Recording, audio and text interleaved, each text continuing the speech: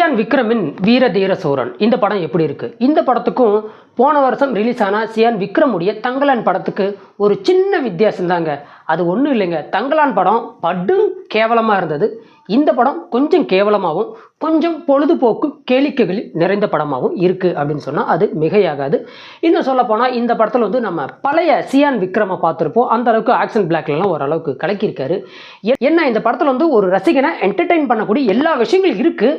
ஆனால் கதை அப்படிங்கிற ஒரு விஷயம் தான் சரியாக அமையலை அப்படின்னு தான் நம்ம சொல்லலாம்.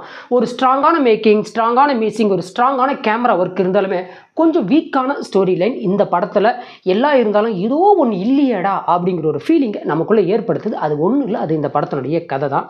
ஒரு கட்டத்துக்கு மேலே கதாநாயகனை வந்து காலில் விழுந்து இந்த எஸ்பியை நீ போட்டு தள்ளணும் அப்படின்னு சொல்லி வில்லன் கூட்டிகிட்டு போக, வில்லனோட மகன் குடும்பத்தை போட்டுருவோண்டா அந்த எஸ்பி போடலன்னா தேவையில்லாமல் மிரட்ட, இன்னொரு பக்கம் எஸ்பி வந்து டேய் உன் குடும்பம் என் கையில் இருக்குடான்னு கதாநாயகனை மிரட்ட, கதாநாயகன் தனியாக ஒரு முடிவு எடுக்க, அந்த முடிவோட விளைவு கடைசி எப்படி முடியுது அப்படிங்கிறதான் இந்த படம் அப்படின்னு கூட நாம் சொல்லலாம்.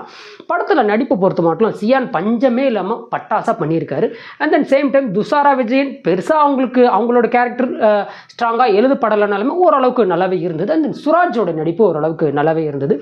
எஸ்ஜே சூர்யா அந்த கிளைமேக்ஸில் சாகும்போது கூட ஒரு விஷயத்தை சொல்லி கதாநாயகனை போட்டு கொடுத்துட்டு சாவக்கூடிய அந்த சீன்ஸ் எல்லாம் ஓரளவுக்கு ரசிக்கும்படி இருந்தது. ஆனால் குறிப்பாக அந்த கன்னி வெடி சீன் எல்லாம் சும்மா வேறு லெவல். அந்த கன்னி வெடி வச்சு சுற்றிக்கிட்டே இருப்பார். என்னடா இருந்தாலும் கன்னி வெடி வச்சுட்டு சுற்றிக்கிட்டே இருக்கான்னு பார்த்தா அதை வச்சு கடைசியாக கதாநாயகன் செய்கிற சம்பவம் ரொம்ப சிறப்பாகவே இருந்தது.